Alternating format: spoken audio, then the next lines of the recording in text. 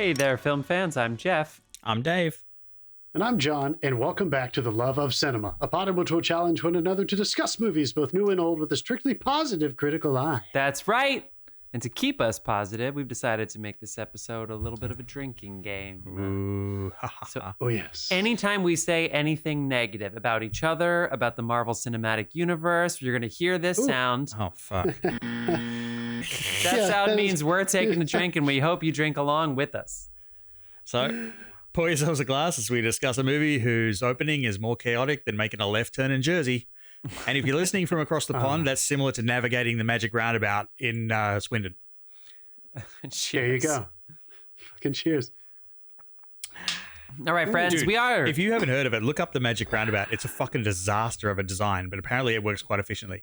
And when they first put it in, it's like 8 roundabouts inside another roundabout. Master Roundabout. Jesus. Master Is this in Roundabout. London? Magic roundabout. Is this in London? Where is this? Yeah, it's in Swindon. In London. Sorry. Yeah, I'm so excited to talk about our movie today. That's right, people. The magic year generator, the random year generator spun 1980. So we decided not to talk about Raging Bull. We decided not to talk about Caddyshack. We are talking about The Long Good Friday, starring Bob Hoskins and future Oscar winner Dame Helen Mirren. It is sort of a big business gangster movie set. Timothy Dalton's hidden in there somewhere too. Timothy Dalton is in there. You might see a young Pierce Brosnan in there too. Wow.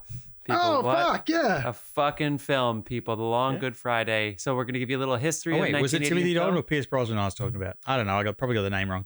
All right. It's Pierce. It's Pierce. Anyway, Wrong we're going to be Bond. talking about that.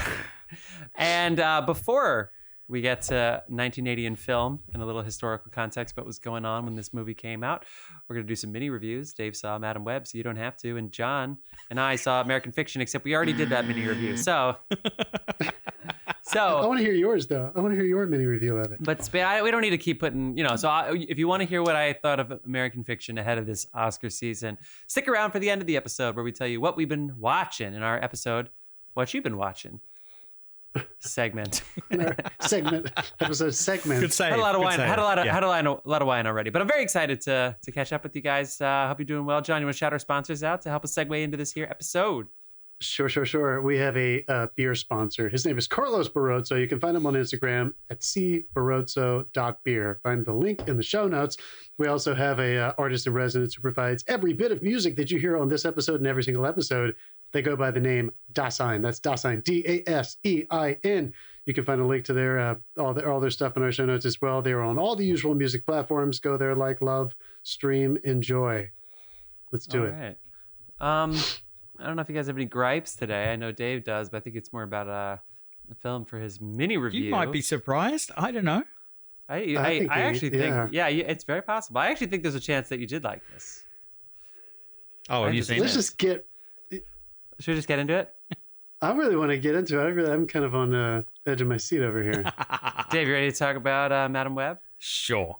All right. So I bit the bullet. I promised John I'd go and see it so he didn't have to last week. Thanks, Dave. And it was, I mean, if anyone who hasn't been following this, if you're the 2 people listening who haven't been following this, it has been reviewed very, very badly. The internet has been brutally hard on it. And they're not wrong. Oh, It's dude. yeah, no. Yeah. Don't get me wrong. The movie itself is not terrible. It's just almost nothing happens in it. It's about like one character getting their powers and then saving. And this is where it gets a little confusing because there's 4 female leads in this. And 3 of them, if I'm not mistaken, are different incarnations of Spider-Woman who, for some reason, are all the same age, but aren't Spider-Woman yet. So they don't actually use their powers for the entire course of this movie. You see it once in a futuristic vision. What they become. You see them in uniform, and that's it. Like you don't get anyone in a costume or anything. It's totally just her journey of finding her superpowers and stuff. Now, don't get me wrong. The cast did a great job. Yeah, I'm looking them up right now. Yeah, I'm looking yeah. things You up got too. Dakota Johnson, Sydney Sweeney, Sure. Isabella Linstead. I think it's Sydney Linstead. Sweeney, And Celeste O'Connor, and for fuck's sake, Celeste O'Connor, who is Maddie Franklin, she's the Spider-Woman you've seen in Across the Spider-Verse. Huh. Yeah, the pregnant one with the motorbike. Her live action version of that, when you see her in costume, looks fantastic. And if they do ever make another one of these or anything following on from this, I kind of hope they keep that casting, because she did a really good job of like a young version of that character. Yeah, they all did a great job with what they were given. Unfortunately, what they were given was absolute shit. Yeah. It was the writing. There are 4 writers on this. One of them is the director, who I'm assuming was just changing lines on set to try and salvage something. It was just, it's a mess. It's a mess. There's like continuity errors. There's like at the beginning, there's like a bad special effect where I kind of went, and like you look at the credits afterwards, and half of the visual effects companies, like, yeah, they're low budget. This thing apparently cost $100 million to make and made 16 back. Oh boy. Sony's already scrambling. They've like cancelled any future plans for the movie itself, as in any future sequels or anything. Dude, I think I needed you to clarify that at the beginning. Can you explain to people who don't know how Sony owns some Marvel properties, but it's not out of Marvel Studios? Yeah, this is one of the co-productions, because the rights to Spider-Man were sold off years ago. Right. And Sony came into possession of them. Marvel doesn't own Spider-Man. I thought they did. They own the character. They own the character, but they don't own the film rights to the character. Sony owns the film rights to the character. So every Spider-Man, whenever Spider-Man appears, it's a Sony-Marvel co-production. Spider-Man, Venom, any of that world. All of those. World, all of the Spider-Man side. Unless Spider-Man is making an appearance in the Marvel's Avengers, correct? Yes. Yeah. Okay. And even then, it's a collaboration with Sony. They get like some of the money. X-Men as well. X-Men, no, they own them now. When they bought Fox, they came back into the fold. That's what I thought. I thought they sold Spider-Man as well. Okay, I was confused. Yeah, no, Fox had X-Men, and that's why in Marvel, up until this point, you never heard anyone say the word mutant. Okay, so pick up where you were. You said Sony canceled all future. Sony's like, apparently the mood in Sony is not good right now. This won't be continuing, but they've still got 2 more movies in this little Spider-Verse to come out. Like, because they've made Kraven the Hunter, which is like a B Spider-Man character that the only reason I've heard of it is because it's in a game on my phone. That's a deep cut. And they've made Venom 3. Well, they're finishing up Venom 3, which, that might be good. I didn't mind the Venom films, but yeah, this thing was just a disaster. Like, you've got lines that are laughably bad. Damn. Yeah, I'm gonna be smashed by the end of this mini review. Good. There's little nods to the fans, like they sneak like Ben and Mary Parker in there. But it's basically the premise of this film is the bad guy gets the powers of the spider or the powers of these natives in Peru who are the spider people, and he's cursed because he killed someone to get it. He's cursed with a vision of his own death every night, and he sees them, and so he tries to kill them before they can kill him, before they get their powers. Right.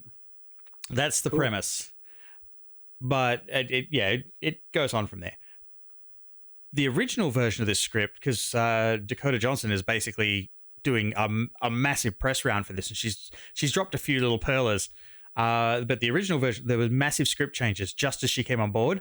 The original script was going to be like a T2 inspired romp where he was actually going after Mary Parker, trying to stop Spider-Man from being born.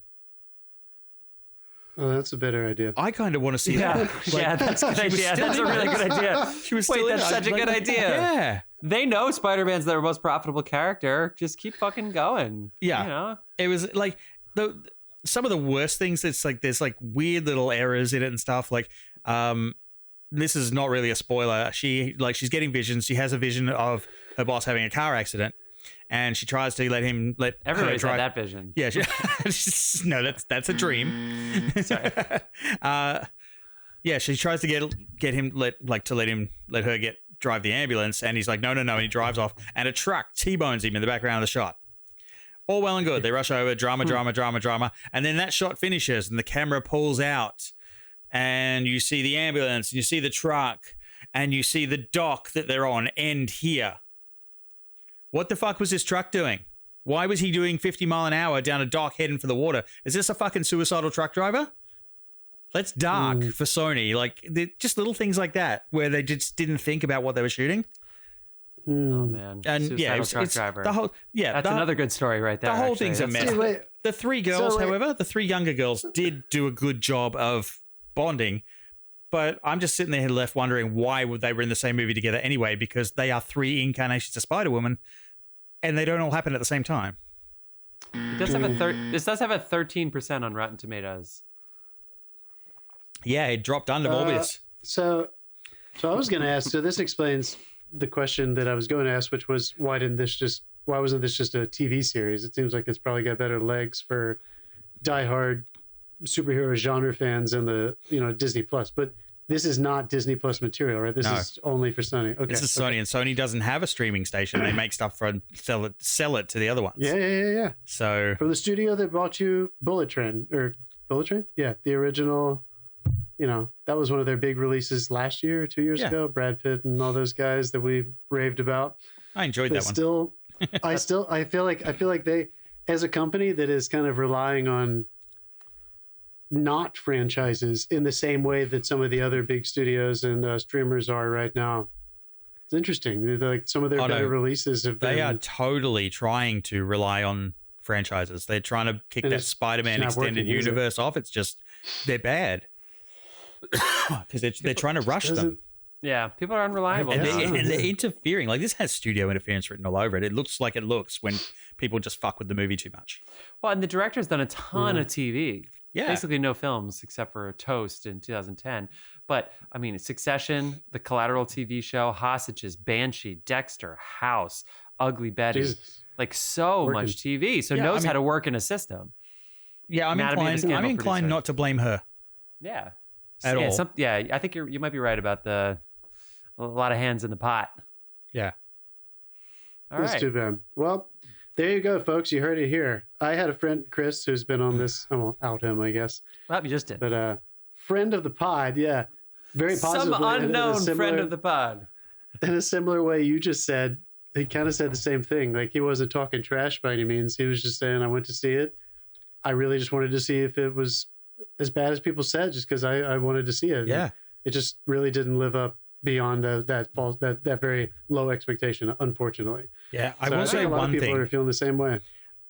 Anyone who hasn't caught it yet, have a look at the clips from the press tour that Dakota Johnson is doing, because I've got a new level of respect for her. I think she knew this was going to tank, and she is just having the best fucking time. It's like, she's like, okay, I'm going to make myself the most memorable thing about this press tour. Sure. So, and it's working she's for known her. for like She's known for like a year that this movie was not good. Just the way this town works. People have been bad mouth. I'm sure as soon as previews and cuts were available for executives to see, they were like, oh no. Right? They've just been like, so far ahead of time. So good for her. Good for everybody who's working in that movie. Hey, anyway, you got to work. Go. People got to work. Madam Webb. Let's get to Smee, goddammit. Smee, you want to get to it? Any other gripes? I have a tiny gripe. It's just a quick one. Good. Well, first I want to hear your gripe, and then I want to hear all about the year 1980. All right, go ahead. People, stop buying white cars. I don't understand this. I'll never forget being in middle school. I'll never forget in middle school when they're like, what is the most popular color car? People were like, well, it's definitely white. And they're like, it is white. And I was like, what? That's fucking stupid. When I was in LA over Christmas, we were taking account of how it's funny because it's in the Sam Esmail film that I already forgot, the world, the end of whatever that world movie was with Julia Roberts and Ethan Hawke. I forget the name of it. This is the end of everything. The end of the world. I don't fucking know. The hacking movie. And they go on the highway and it's all of these white Teslas. So we were doing account and we were running account white Teslas versus every other color Tesla combined. And we literally counted more white Teslas than red, black, navy blue, fucking green combined. What is with the white cars? They're so fucking ugly. The snow in New York has been shit. It's been melted by noon. And so all these white cars just look like dog shit. They look like somebody splattered mud all over them. It's so gross. Guys, stop getting white cars. It's so gross. I think you have to pay extra to get a Tesla in color. It's definitely fucking gross, and like they are. You're not wrong, dude. They are so popular in good weather climate. Everybody just likes that pristine. Hey man, I don't know. Keeping my lips sealed. The tiniest little bump, the tiniest little scratch. Also, it's fucking ugly. I just don't get it.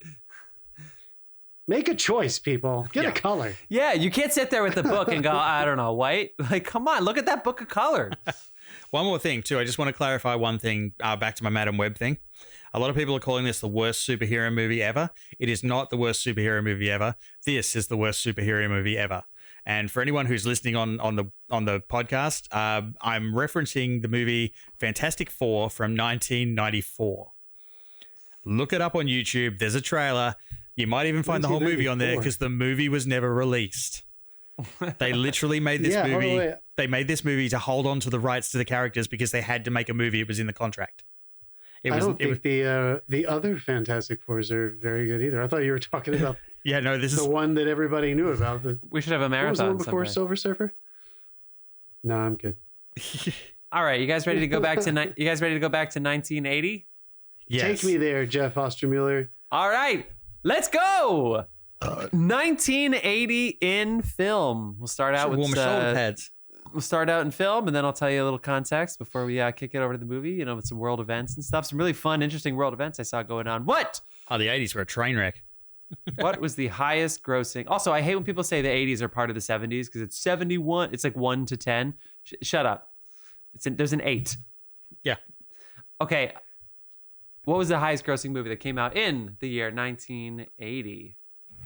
Luke. Nope. I am your father. It was not Empire Strikes Back?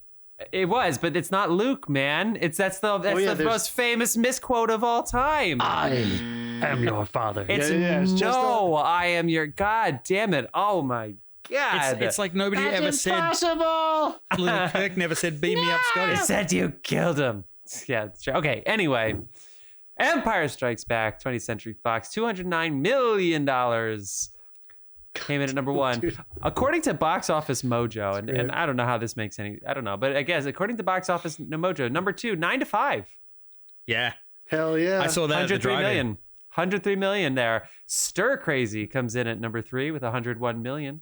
And then you have, going through the rest of the top 10 in order, Airplane, Any Which Way You Can, Private Benjamin, Coal Miner's Daughter, Smokey and the Bandit 2, The Blue Lagoon, and the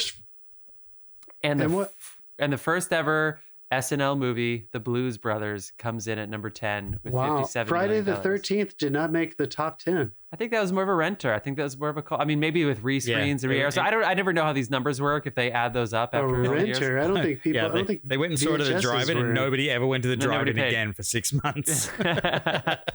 Wow. So that was the top 10 according to Box Office Mojo. A lot, and then of course I said Caddyshack and The Jerk came out this year. So a lot of low-budget comedies like Animal House and those great comedies at the end of the 70s paved the way for small budget.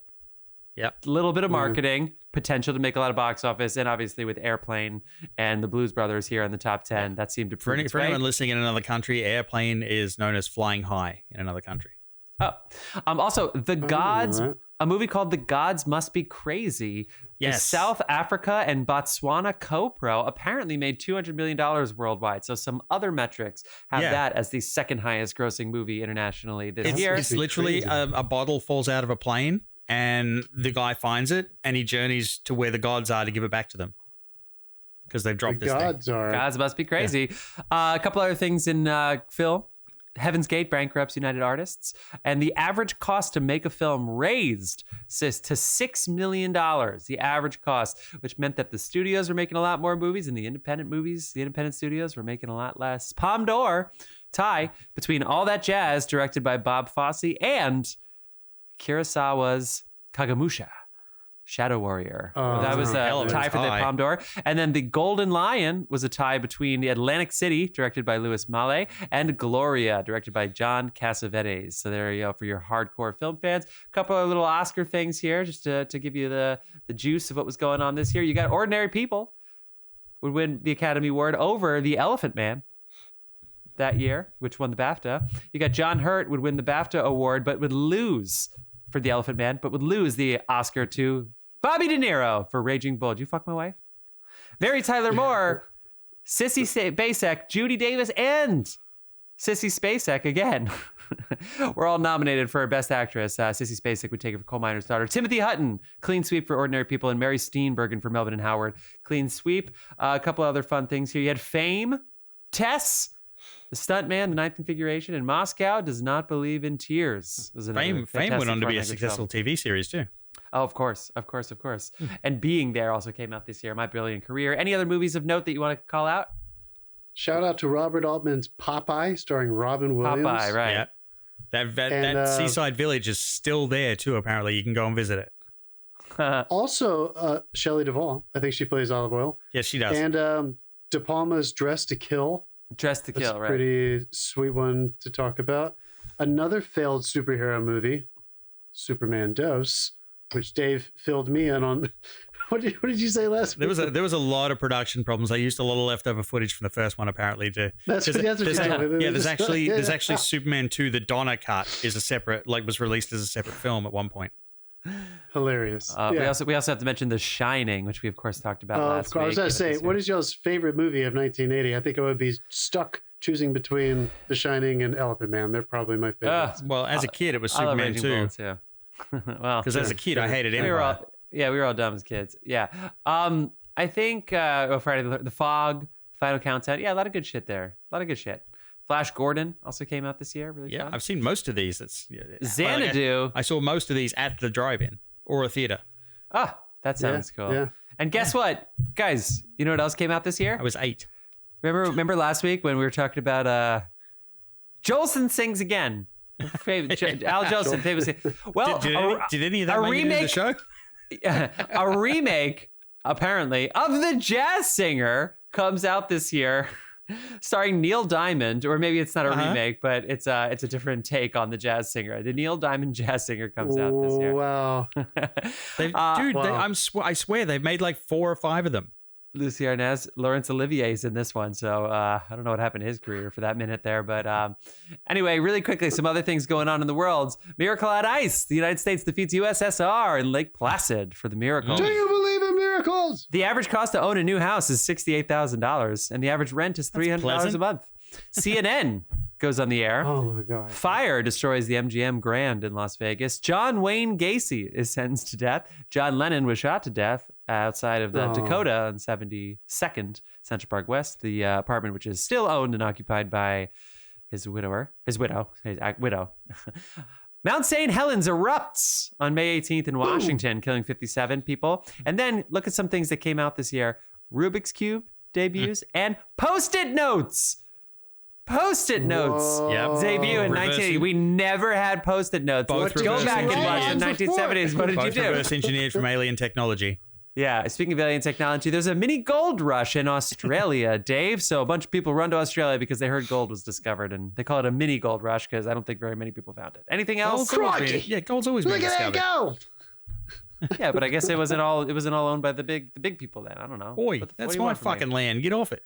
Oh, that's my fucking land. It's my fucking river. Let's get into It's my river. Let's Give get me into our my film. fucking gold.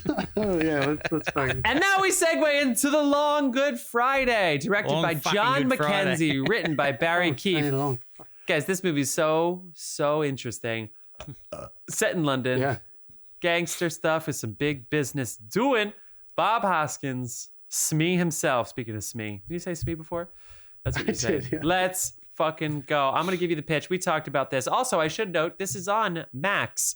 And if you're like me and John's account logged you out of all of your devices, then you decided, you know what, maybe I should just get Max, but you accidentally get it through fucking YouTube. And so when you're trying to download it to watch on the go, in case you run short on time, and you're on fucking YouTube, you can't download that shit on YouTube unless you have another weird like plugin or some other fucking app to do that shit. I can't believe YouTube has fucking Max on YouTube. Who the fuck would want Max on YouTube? What planet do you live in that you can't get it outside Who the of? fuck bought Max on YouTube? Well, I thought I could rent it, and they're like, you can only get it on Max. I was like, all right. I clicked the little Max icon, and I clicked just fucking, let's go, start the subscription. And then they were like, great, Max on YouTube. Fuck! I knew they do this on. How many fucking times have I ever said in this show you can go into your Apple TV and rent the channel from there? I was in the middle of doing something.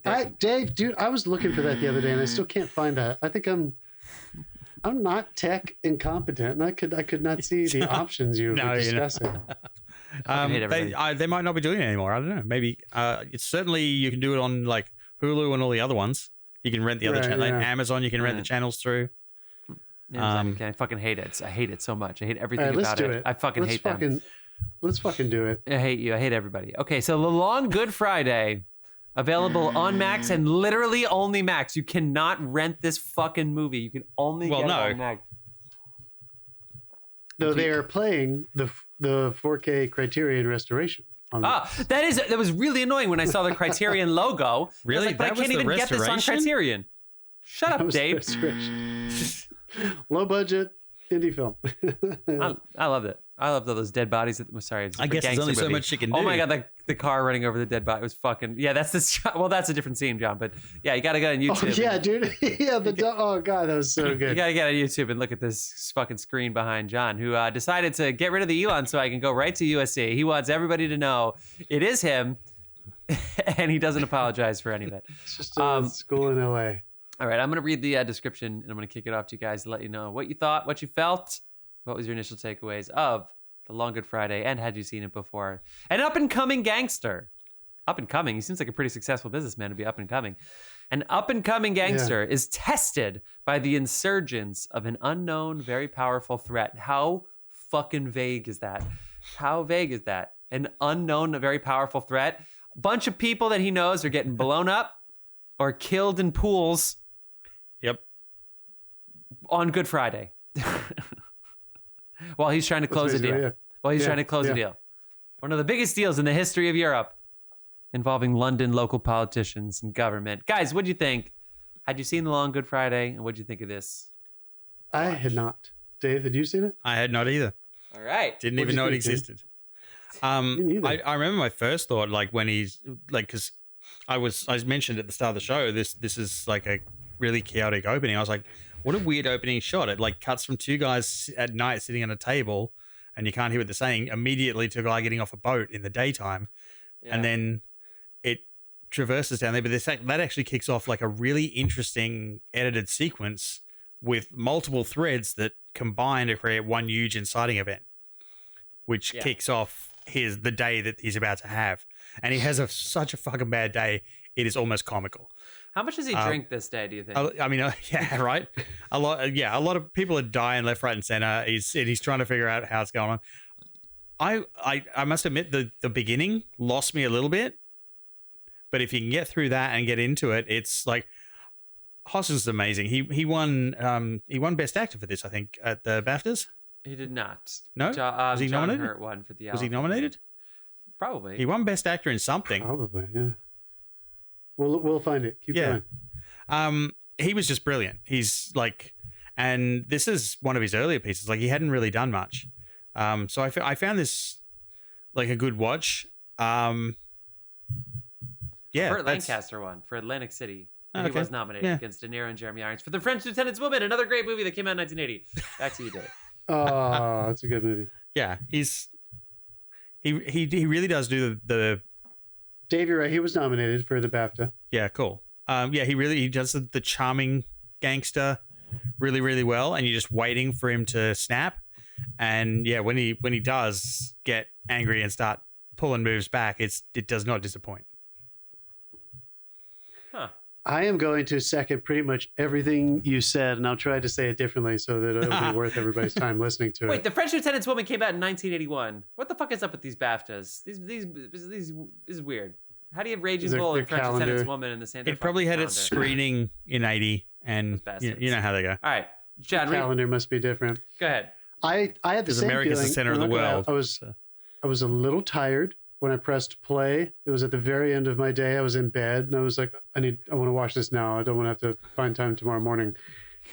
And it was very clear to me when I was watching the opening that if I had been in a movie theater, I would have been fine. Yeah. Which is the only way people would have seen this then for the most part, right? You're in the movie, you're in it, you're immersed in it. You're 60 to 80 feet of nighttime boat, these guys, that guy, going here. You would have been able to follow it. Right. It was something that I was very conscious of where I was like, I might rewind that because on my smaller screen with a little bit of distractions around me, I was laying in bed. I was, finishing up, putting my phone away and stuff. I don't know. There was a part of me that was like, this is the kind of opening that we have trouble doing these days.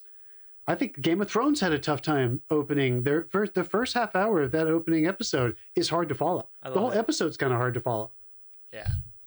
Anyway, Yeah. so I'm just saying, there was something about that I was very aware of, but it worked itself out. The third sequence, after you go to him, so we're still in the exposition. We're still in that first act. After he's introduced, when you come back to them and you see the aftermath of the original killings, it kind of lands and it comes back into the pace that it will live in for the rest of the film. And you see the characters from the beginning who were the hitmen, basically. Those who were dead are dead. There's some more interesting reveals about a particular person who gets killed and the gruesomeness of their murder. But you start to kind of realize who's who. Now, the brilliance of that, Dave, and I'm sure you would, I bet we may have had more fun than the moviegoers in the 1980s because Pierce Brosnan's ending recurrence, when he turns around in that car, I was like, oh shit, I forgot about him. Yeah. Do you remember? Yeah, right? Yep. As a hitman, when he finally appears at the very end, you're like, oh shit, I forgot about that dude. I forgot he was even a part of all this, and I didn't know what organization he was associated with. So I thought that was really cool. I will absolutely second what you were saying, and Jeff, you might want to take it even further than this, but there was a part of me that was like, when you first meet Bob Hoskins, you're like, it's not that he's playing it so nice. Like he's trying to charm regular business people. And he's trying to, I'm not a politician, but clearly he is a leader in the community or wanting to be a leader in the more legit community of London business and politics. He wants to be seen. He's not in the shadows. He's trying to orchestrate this gigantic international bill, which they very successfully pulled off in its vagueness. They never really told us what it was, which I thought was cool, but it was worth billions. We knew that.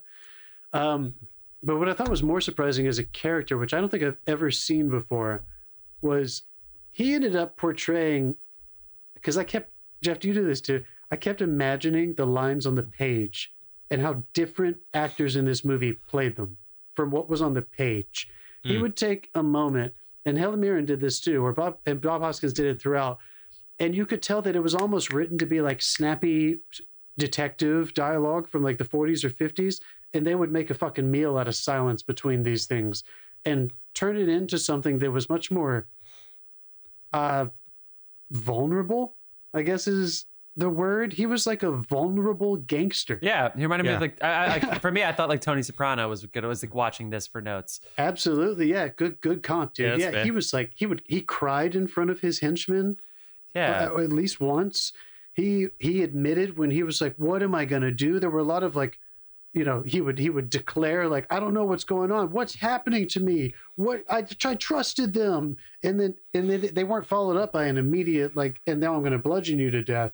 It was like him just actually to the universe, like proclaiming his fears and flaws, and I thought that was interesting because he absolutely eventually, on the page and as the characterization and directorially, they turn it around and you realize he's fucking cold-blooded and he wants to kill anyone who gets in his way.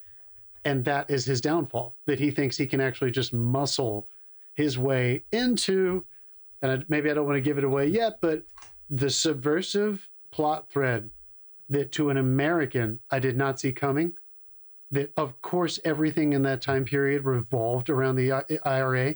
Like everything over there at that time period probably turned on its head because of what was happening politically with Ireland.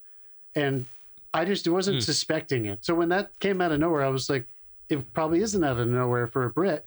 For me as an American, I was like, what? And then it turned into being like, oh, okay, I guess they're the most dominating force in Britain and in the underground at least. And I had no idea about that. So I thought that was kind of an interesting twist that ended up creating a very unique Michael Clayton style ending, which I thought was fucking cool. And we can talk about it. But Yeah. Jeff, what'd you think, dude?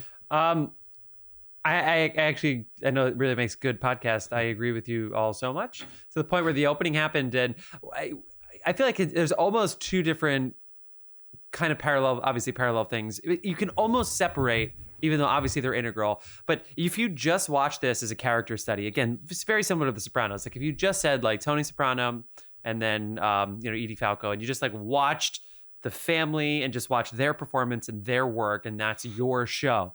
Or you can watch it more sociologically, like more taking a step back and watching the actual, so that they're just sort of like a piece of this puzzle. You could have that lens too. But so like the opening was confusing, and I just assumed it was meant to be, so I didn't really kind of bite into it too much. There was a party and we didn't know who was there, and obviously some of them were involved in that initial inciting incidents, which is I think it's another explosion. Did you have that moment where you kind of went, oh, that's what that was about? Yeah, later on, because I was like, okay, what the fuck? And then later, like, who was at that party? And I was like, oh yeah, the people at the party must have been involved in this thing. Because you saw the eyeballs and you saw the looks, so they were clearly giving it away that something was going to happen, but it wasn't a spy thriller, but it also wasn't your Godfather type, gangster movie, or really anything like the 70s United Artists American ones. Or anything of that type, I should say. But Hoskins, as soon as he enters, he's just such a force, and it's so interesting. It's so unique. And he enters, and then you get Helen Mirren right away, who, this is a gangster movie, and she's essentially the only woman who has a prominent role in any way. And she has this like kind of light, high-pitched voice and very soft-spoken, even though she's obviously, and then their relationship is so interesting. So I was just so fascinated by them that they carried me through this movie more than anything else. Watching them unravel slowly, but keeping their charm, keeping their wits, slowly, but having it really tested as people were dying. That was my movie. That was the movie I saw. And that really worked for me. And I really wish I didn't go on IMDb, because I saw that young Pierce. I was like, Pierce Brosnan, no shit. He doesn't even speak in that first scene.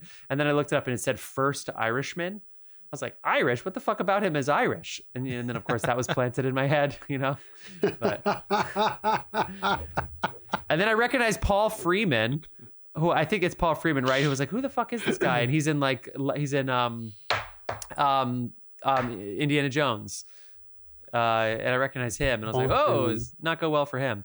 But yeah, there was like a lot of that guy stuff, but really the performances got me through. And I loved the way it looked. And I loved a lot of the action and the blow-ups. But as far as being confused, I was confused a lot. And maybe they could have clarified it a little bit. But I had Hoskins, so I didn't have to worry about anything. And the dude who plays Colin is somebody, right? Colin. I knew he liked sailors. Yeah, how gay positive is this movie for the 1980? Yeah. Yeah. I mean, wait, who's Colin? Come on, we know who that is. The actor? Sorry, I'm trying to look up the full cast list. Yeah. Colin. The dude who That's Paul Freeman. He's not... Paul Freeman. That's Paul Freeman? Yeah. Yes, thank you. You didn't recognize him in the pool with those close-ups with the eyes? He's from Raiders. No, I totally did. He plays he's Belloc. totally from And Raiders, of course he's in Hot Fuzz too, which I'm surprised Dave didn't immediately, Or Mighty Morphin Power Rangers. It's Ivan Ooze. Those eyes though, I mean, come on. And he played Professor Moriarty without a clue. I'm always curious when movies like this, like 1980 British production, it's in the Criterion Collection. Whenever it was originally going to be a TV movie too. Like they were making it for TV. I could totally see that. Yeah. I could totally see that, dude. I'm sure BBC was ready to pump that shit out. There's something I always try to ask myself, like, what is it about certain movies that Criterion taps and says, yes, you. Like, what made this detective story Criterion worthy? And I'm not saying this is the only Criterion for getting into Criterion Collection, but I feel like this movie, unlike maybe a lot of American, more popularized versions of the gangster kind of genre, this movie had a restraint to the way that it was, the pace of it and the storytelling in terms of cinematography. A lot of this stuff really was just not intentional long oneers or anything, but it was not cutty that like at all. Outside of the intentional montages to confuse us in the beginning, the way they would cover scenes was actually fairly, let's just watch this man have to deal with these 24 hours. Yeah, which is great. And also, like, because they made him charming and also he's such a unique character, you don't mind going on that journey with him. You like, from scene to scene, it's like, let's see where this goes. You'll follow that character because he is such a joy to watch. I love a good two-shot with somebody that charismatic. When he tries to take him to the pub for dinner, to his favorite pub. Oh, yeah. Yeah. And the shot just after it explodes. Oh, and yeah. it just comes in on him. And I laughed out loud. But he's furious. Like, he's like, but the way he played it as well was hilarious. It's like, holy fuck, my favorite pub just blew up. So it's such a British thing. But it's also... Dinner's a little burnt. What did he say? His lines are so like, he doesn't go over the top. It's very subtle and controlled, but it's like, it is actually really funny. Yeah. I mean, which you don't expect in the middle of this movie. Cockney, right? I mean, isn't this... I mean... No? Is it not Cockney? See, where's Jack? It's hard. Yeah, it's hard to put. Yeah, it's hard to put it in that region. I don't know it well enough. He sounds like Jack. I feel like I guess we couldn't push upon this enough. I think there was something that we're not. There's some great lines in here for sure. I don't think the three of us actually can recognize culturally the significance of this film in 1980 in Britain. There's a period of time that we have probably learned about tangentially through television shows and movies and stuff, and a little bit of history if we paid attention in class about what was happening economically at that point. Thatcher has she become the prime minister yet? Was she the PM? 79, I think. Let me look it up. I saw The Crown, though. I think so. I think she's about to be, or she's like freshly elected. And this is a time period where if there probably was some kind of... I thought Thatcher was 80s. Clash. Well, we're coming into late mid 80s, but Prime Minister 1979 to 1990. Wow. Hey now, look at this. My childhood is all skewed. Look at that. Well, no, it just makes me wonder. Like, was there a mouthpiece put into this gangster's, hands as a character in a movie that actually spoke to the people who were watching this differently than us?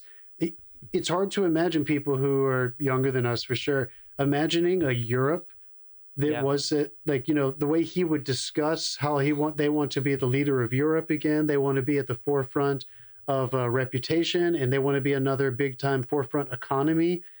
It's just hard to imagine a time period where they were coming out of, kind of like America was, this 70s decade where they really did not do well economically, and a lot of people were in hard times. And this underground, force of organized crime, was trying to be the person who was going to take Britain back to the promised land in terms of economic freedom and leadership in its entire continent. Yeah. Honestly, like there was a little bit of that weird, like, let's throw back kind of thing. And I just thought it was so simple, but so tasteful that his downfall was actually thinking... Oh, come on. Sorry, sure. I slept, but fuck you. His downfall was actually a cultural internal conflict that Britain will never be able to solve. That is very good. It's a good cut. I mean, I don't know. I feel, and there's something that I know we can't really grasp about that, which is probably where the brilliance of the movie. I think I got a little lives. More. I got a little more than you guys did, because we used to get the BBC News in Australia. Like, the ABC network would have the BBC News on it. So that's the news we got. We got a lot of, like, Britain's news, right, and stuff like that. But I do remember when he, with the case, when he opens it, he pulls the money out, and like, it's like one for you, one for me, sort of thing. Yeah. I did have the thought. It's like, look at all that money. This is back when Britain actually had an economy.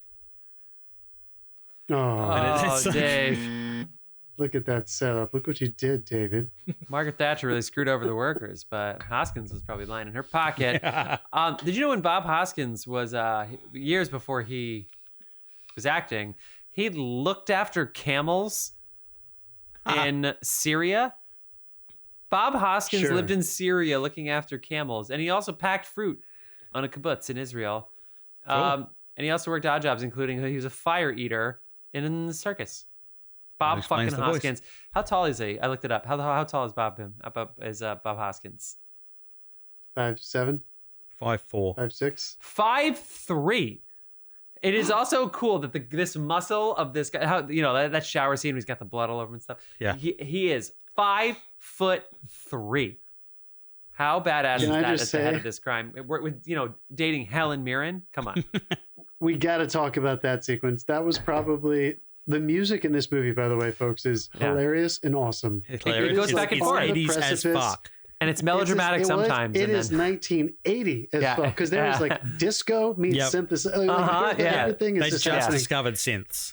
Yeah. And this and cocaine. Remember that one? Remember that one cue that just hit so fucking hard with just that high note? There is a sequence where he kills his friend and like apprentice incorrectly, just out of anger, because the guy admits to him that like he's kind of open with him. He's like, "This is what happened. I just think you should do something that you don't think you should do," and he fucking murders him in cold blood. And there's this sequence.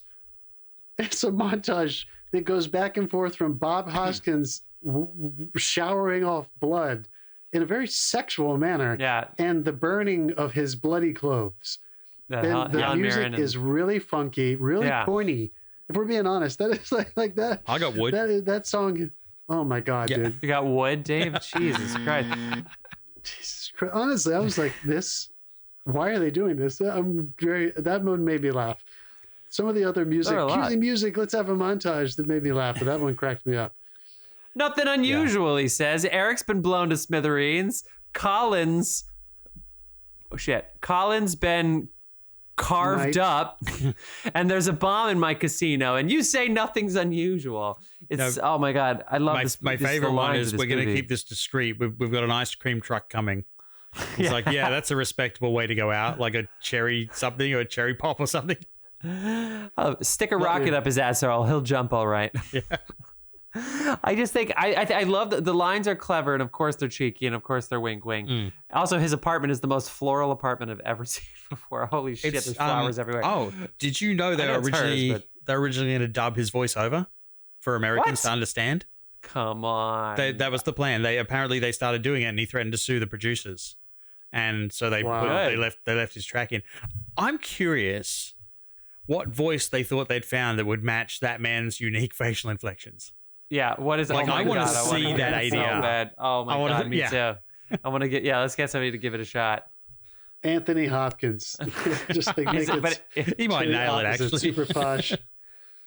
Oh my god. This, I think. What do you think about all the kissing of Jesus's foot? That was a huge Super Bowl commercial. All the feet, all the fucking Jesus washes feet stuff. So it's Good Friday, and they're just like kissing that foot. And I was like, wow, we're really just gonna watch people just kiss Jesus's statue's foot.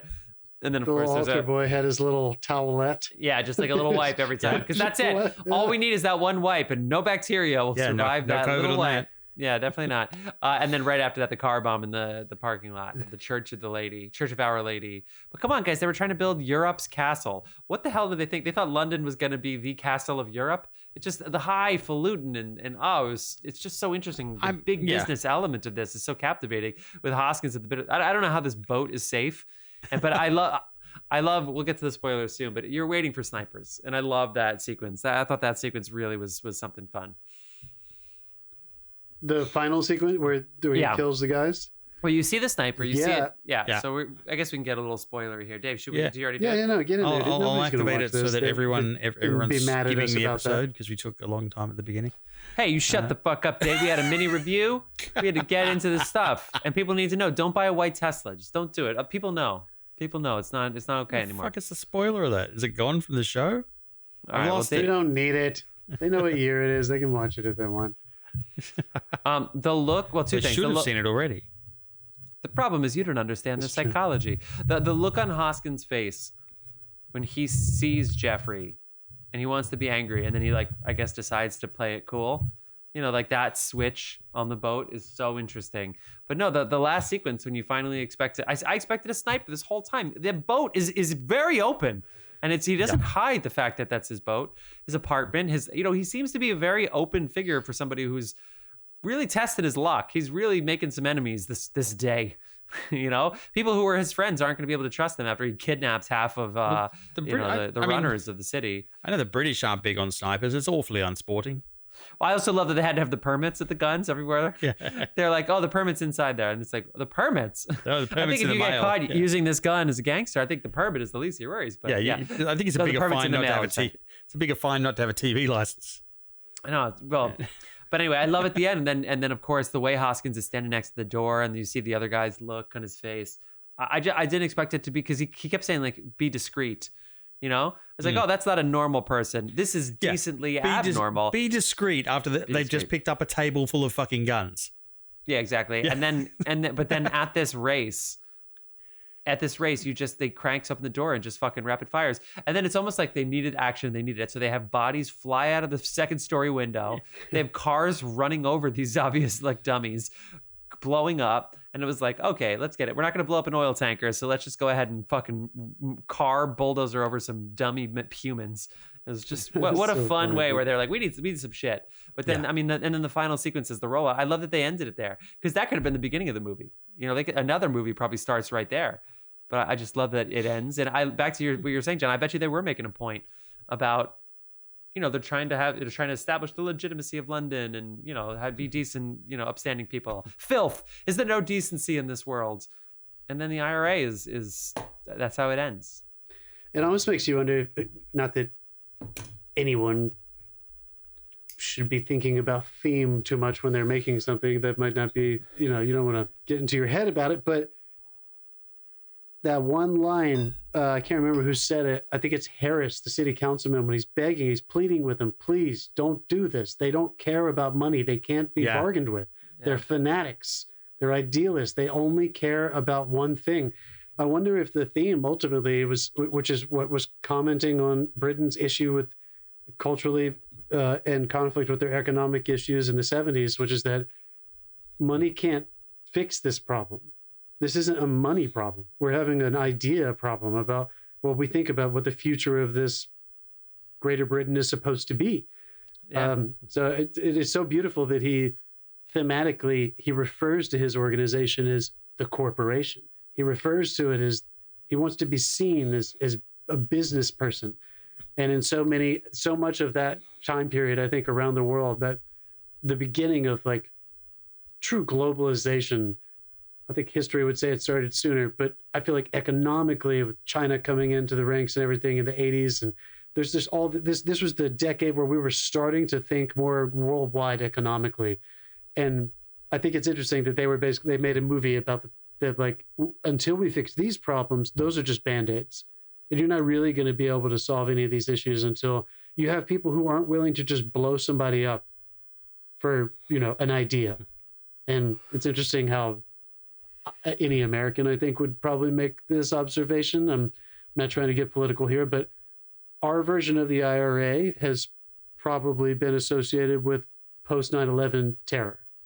And when I was growing up and I would be reading about and learning about the conflicts between Ireland and Great Britain and how bombs were such a choice weapon, a statement weapon.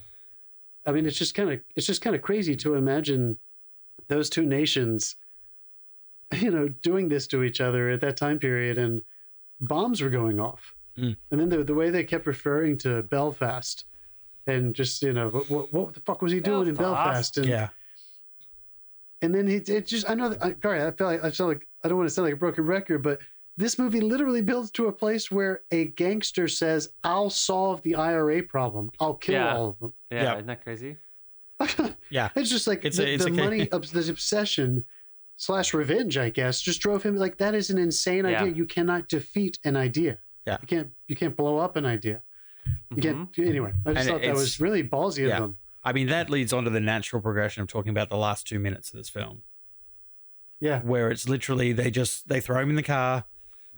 And she's in awe, and her look in the car. Yeah, she was terrified because she kind of knew I think deep down she knew that's how it was going to end. She seemed like it. Yeah. Yeah. Remember her crying fit. I don't want to die. I don't want to die. Don't let me die. But he sooner decides to go ahead and destroy them. He kills the first two, and he's thrown in the car, and it just holds on his face. And you see him take a little journey within himself, because I'm like, they're holding on this an awful long time. And then I realized what he was doing.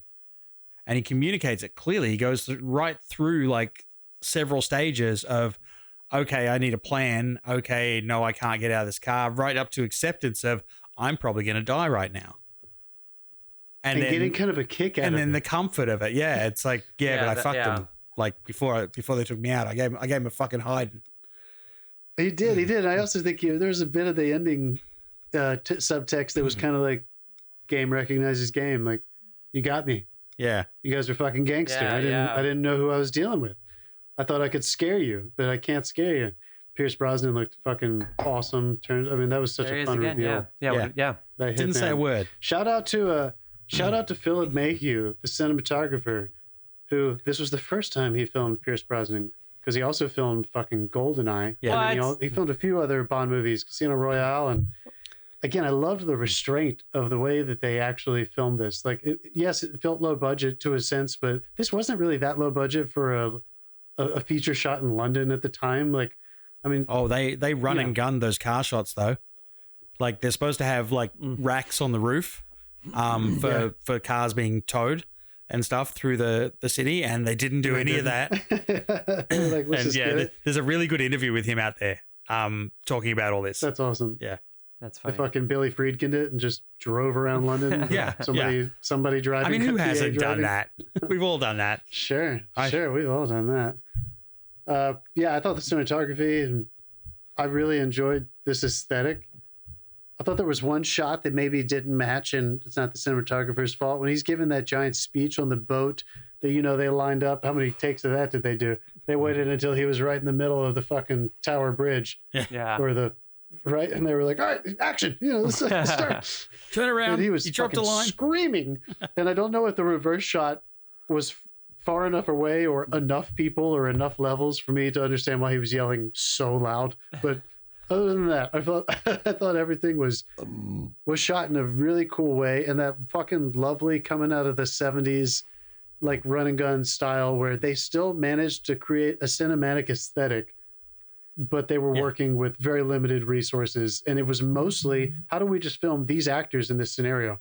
They didn't spend too much time on establishing shots and shit like that. It felt insulated in a way. He just happened to live kind of a glamorous life. So they had a lot to work with. Your establishing shots were basically a fucking montage. How about this shot? This was one of my... Did you like the POV? Yeah, that was cool. Lead hook shot? Yeah, where he's upside down. Dude. There were just enough of those. There's something about someone walking into the bottom of frame and looking down that that was disorienting completely. That was, Yeah, really cool. Anyway, I'd never heard of this, you guys, so I'm glad we watched it. A lot of these creatives, John Mackenzie, even Bob Hoskins, this is their top little thing on IMDb. So there's got to be a lot of people around the world who love this movie, and they should. This movie's so fucking interesting. I would like to propose a drinking game for if you haven't watched it yet and you're going to watch it. Turn the subtitles on. And every time the word inaudible in brackets turns up in the subtitles, take a shot, because it turns up so fucking much. Because I'm exposed to the hard British accents, so I understood what he was saying, but the poor little fucking Warner Brothers intern who was doing the subtitles didn't. This was definitely inaudible. It's like, I don't know what he just fucking said. Last night, and I was trying to just watch it on like a lower volume, not super loud. I was like, there's no way. I had to put my headphones in. I was like, I can't hear anything they're saying. And the music was like, oh man, so funky. Frank Monkman. Monkman. What a name. I think is the name of the composer. I watched my headphones in too, and Angela walked by and went, "That movie looks great." And I was like, "Yeah, I agree." It was awesome, dude. It was awesome. Cool. Glad we watched it. I'm afraid the dinner got a little burnt. In my boozer, when he was calling his fucking bar the boozer. By the way, I love how that bar was so, at least it seemed to be like that was the only set that they built, because I think they built that thing up standing alone on the back lot somewhere on fucking Pinewood, and they just blew that fucker up because they're supposed to be in London and there were no buildings on either side of it. Did you notice that? For his favorite pub, it's in the middle of fucking nowhere. My favorite pub. Oh God, it was beautiful. What an accent. Bob Oh, Hoskins. We so talked about good. him once more on this podcast. You guys remember when? Super Mario Bros. Well, other than that, Yeah. Who Framed Roger Rabbit? Come on, in fuck the yeah. box office. He never doesn't summer box bring it. office face off. Yeah. What a joy. Roger Rabbit. So Anyway, good stuff, you guys. All right, people. What we're gonna have to do now is our friend What are Dave we over gonna- here, our friend Dave, who's edited this, Subtitles inaudible. edits this episode, produces this episode, and has put out some good shit on the socials recently to help pitch what was going on. But Dave, you're gonna spin the random year generator so we know what year the next movie we're talking All about right, is from. We're not gonna choose that movie until the very end of this episode. You gotta stay to the end. All right. Let's see where we're going. All right. You're going back in time to. Oh, there's a 2. There's a 0. Bullets. There's a 0. There's a 5. 5. 2005. Interesting. All right. good one. All right. Cool. Batman Begins. Wait. We can do this in a minute. Sith. We will. Don't waste we time. will. Don't worry.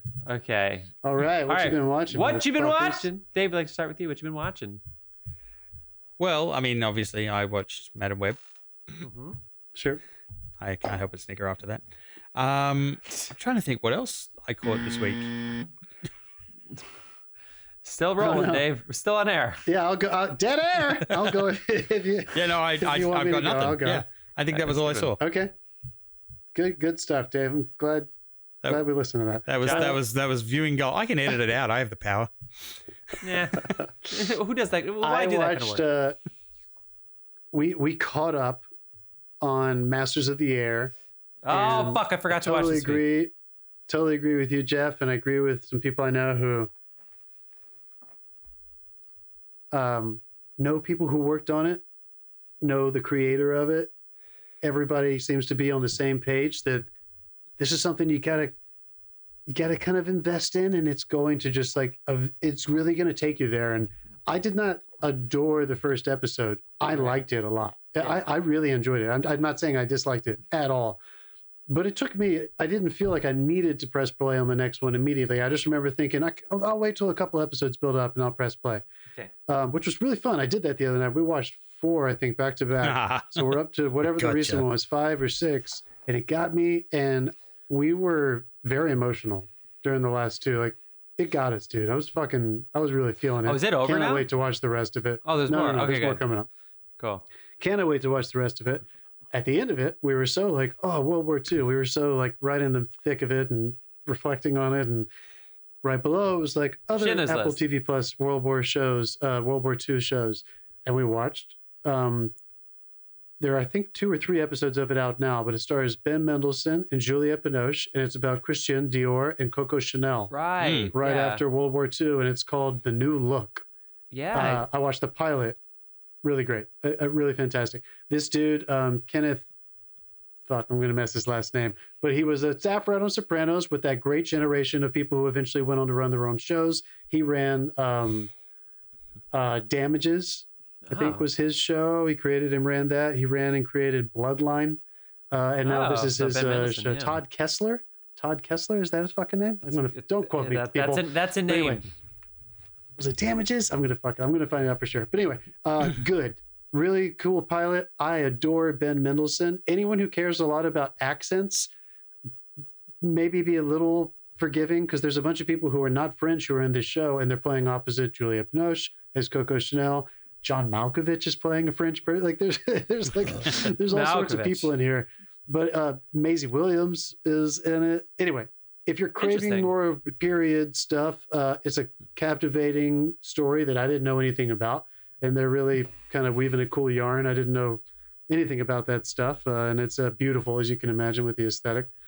Yeah, so those are the watches. How about you, Nice. dude? Well, I'll get to American Fiction in a second. Angela and I watched a bunch of episodes. We binged a lot of One Day. It's this series, and it's a British series, 2 young people, and it's, there's a bunch of these kind of, I guess it's probably based on a book. These, there's one movie with like fucking Anne Hathaway that does like something similar. There's like an Anton Yelchin movie that has these like repeated kind of themes, but it's very much just like a romantic relationship over time. So this is basically like this couple that had this kind of fling in college I think they're English, but they're in Ireland. And it's the boy from The White Lotus season 2 who like is with the gays, and it's like his uncle, and then he's like the girl is like trying to date him, but he's like taking it from his uncle, and it's like, you know, he's like that guy. And then this girl, and they meet like once every year, and it's just like this lovely romantic. So each episode is like a year. So it's 1988, July 15th. The next year, July 15th, 1989. And it's just so great because it's so many great scenes. It's like scenes that could be in theater. It's just these long. It's called One Day. I don't even remember what fucking platform it's on, but it was just really good work. It's long scenes, mostly the two of them. It's just like you don't see that kind of stuff anymore, and I just eat that shit up. Like one episode takes place like on the Aegean Sea. They take like a trip together. And it's just like the night shots and the tension. It's great. So I love that. And I feel like I watched another movie, but we'll go with American Fiction. I loved American Fiction. It's winning all the writing awards. It just won the BAFTA today for writing for Cord Jefferson, which we loved. John, I can't remember your mini review, to be honest with you. I think if I could sound a little hoity-toity, if I could sound if I could buzz me, Glad it was not a reason you watched this I was movie. preparing for my mini review of something else. It wasn't Ferrari. That one I needed prep for, but I was like thinking about my mini review in my head while you were talking. I listened back to the play. Whatever. Sure, it's fine. I'm talking with you. I think I could tell it's a first film. I loved the writing. And I remember him talking, and this is douchey to like quote him when I'm against him, but he's like, he wrote something on the page that was really funny. It was when like the characters come to life, and it's the scene between like the boy and the guy who's his dad, played by Keith David, and it's Oak from the original cast of Hamilton. And he said that he wrote in his head, he thought it was so funny because it was the farce, it was the joke, you know, it was the book. And then they came and they played it so sincere that he was like so moved that they kept it sincere in the movie. And I remember thinking, that's the problem with this movie, is like he shouldn't have done that. He should have said, this is supposed to be funny. Now, I shouldn't tell somebody how to make their movie, and obviously he's brilliant, you know. But for me, there was so much of the like, we lost a lot of the funny. There was so much time in that sort of slow, kind of, you know, dreary, that I lost a lot of the comedic elements because of that. Like when they went to the bookstore, it was funny, but I was living in you know, solitude for so long that when they go to the bookstore, it kind of seemed out of nowhere. And it took me a second to like get back to that funny. So of course it's brilliantly written and it's amazing. I just think that the direction, there were a lot of like TV sitcom edits too, where they would like cut to someone's reaction, then cut to someone's reaction, then cut to someone's reaction. And I just lost a lot of like that elevated dark humor. But it was obviously really great. It's just not really staying with me. And I think that was something that held it back considering how good the script was. I don't think the direction was as good as the script. That's what I think. Nice. But the performances are so good. So kudos to Jeffrey Rush, Sterling K. Brown, Issa Rae, and everybody else that was in it. Erica, I forget her last name. Pretty great first film though. If you are going to say, I feel like I was watching the first time director. 100%. 100%. I think he's. I'm excited for him to make more. 100%. I know what you mean though. I want to go back and just clarify. It was Todd Kessler. I was ready to do Damages. I also watched, because I just want to give it credit, because there's a bunch of billboards everywhere, and I haven't heard anybody talking about it. I watched the premiere episode of True Detective Night Country. Oh yeah, this fourth season with Jodie Foster. That's rating through the roof. That thing is. Fuck me, dude. What the fuck is her name, you guys? I feel like an asshole. Who is that? Callie Rice? Khalid, Jesus Christ. That's awful. We got to edit this. Yeah, we're going with this. Pretty there you go, cool, you're punished. Man. They're setting up like a, thank you. This one has a, without giving away the juice at all, there seems to be an unnatural element to this True Detective, which is different than most of the other ones. They tend to all play with like dark themes of, there's something that feels haunting and maybe even ghostly about the horror of these crimes, but they're usually grounded very much in reality. This one's grounded in reality too, but it's set in Alaska, and a lot of like creepy lore is starting to happen, and I'm enjoying it. Anyway, great acting, fucking great acting. They're both I remember good. one thing. I watched, I'd seen they just announced a new season of it, so I caught Apple TV's Invasion, the first episode of that.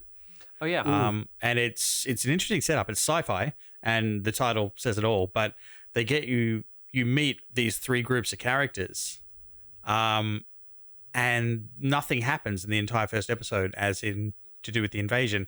You take a journey with each of them. Each of them is having a very special day, and you get to know them. You get to know their friends, that sort of thing.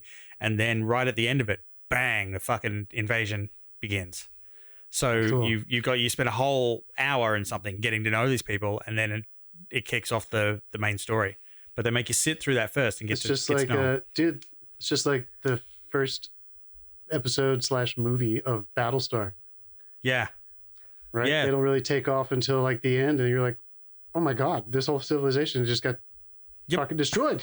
Yeah. It was what Well, are I they mean, gonna I do? can tell you now, not everyone makes it through the pilot of this An episode. invasion. So yeah. I thought you watched that show. I thought you've talked No, about I that. tried to watch it once, and it was a bit slow, and I didn't realize what was going on. And when I went back, I realized why, and they were doing it on purpose, and it was for the story to get you in, so that when shit goes wrong, you feel for these characters more. That old chestnut. But yeah, it's looks great. I'm gonna keep going. I'll let you know. Nice. Let me know, dude. All right. Well, let's do it. Let's take a quick. John, you're gonna say something else? No, good. No. We're gonna take a quick break. So while we go look up some movies from 2005 that we want to talk about, and in about 10 seconds, we're gonna let you know what we're doing next week, so you can watch along with us. See you in 2 seconds.